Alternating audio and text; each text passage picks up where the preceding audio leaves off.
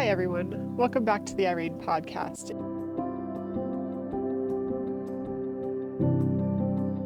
If you're here today, I want to start by saying there's nothing wrong with you. Here at IreneGPT.ai, we want to focus on helping you to regain your confidence, to restore and renew who you really are, and to help you to see that healing is possible and happiness is possible again. Learning to trust yourself after emotional harm can feel confusing and slow. Today, we're going to talk about why that happens and how trust can be rebuilt. Many people think that self-trust disappears because they made bad choices, but self-trust is taken from us slowly. It is chipped away by being questioned, corrected, or made to feel wrong about our feelings.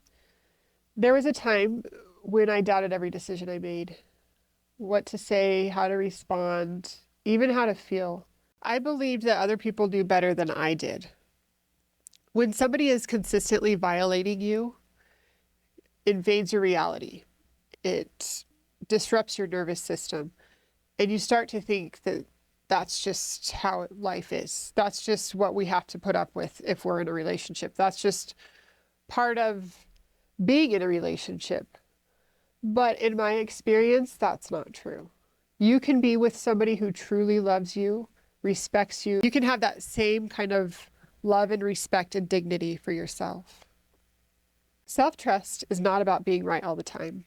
It's about believing that your experience matters. You can trust yourself even if you're unsure. For a lot of years, I felt like a fraud because for a time I was treated as if I had nothing valuable to say, that my words didn't hold weight, that I couldn't make an impact if I spoke. So I didn't speak. I didn't speak up for myself. I didn't speak for myself. I just let others control things because that was easier for me at the time. All the while, I didn't realize that all that was doing was decreasing my own personal mental health and decreasing my confidence in myself.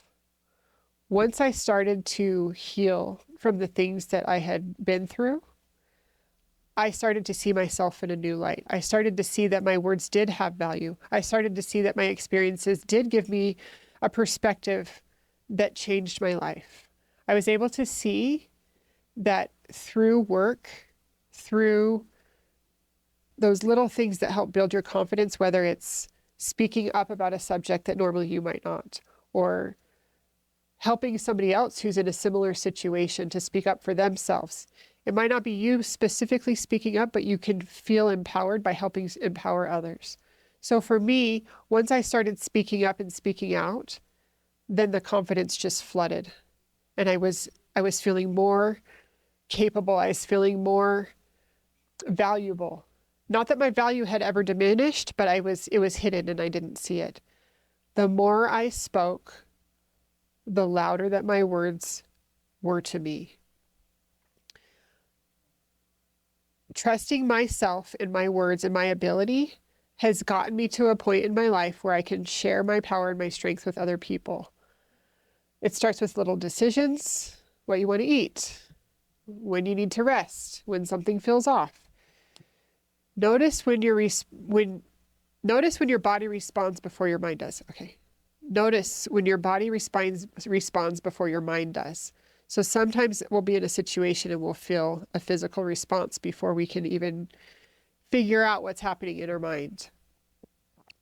Irene was built to support this exact moment. When you're unsure of how to respond, when you need clarity instead of chaos, when the words are just not coming to you. Trust grows when you feel safe enough to pause. This week, I want you to practice a small yes to yourself. Listen when your body says no. Honor that feeling.